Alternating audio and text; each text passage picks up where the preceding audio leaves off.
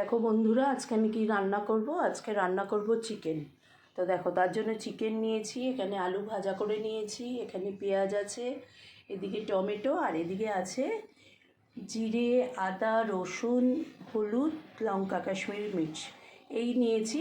তো আজকে একটু ঝাল ঝাল করে ঝাল ঝাল লাল লাল চিকেন কষা করব। তো এই কড়াইতে পেঁয়াজ দিয়ে দিলাম।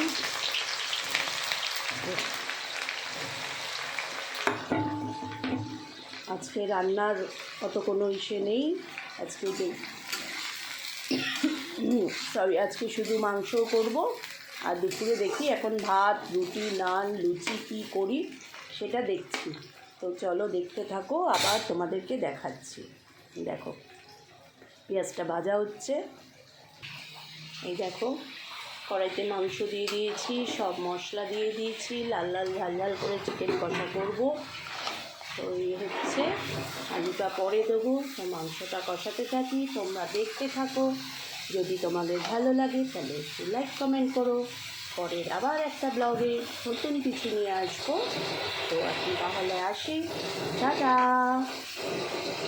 আর কালারটা কেমন হয়েছে দেখো তো, কালারটা ভালো হয়েছে তো। দেখো, আমরা তো খেয়ে বলবো কেমন হয়েছে, তোমরা দেখে বলবে কেমন হয়েছে।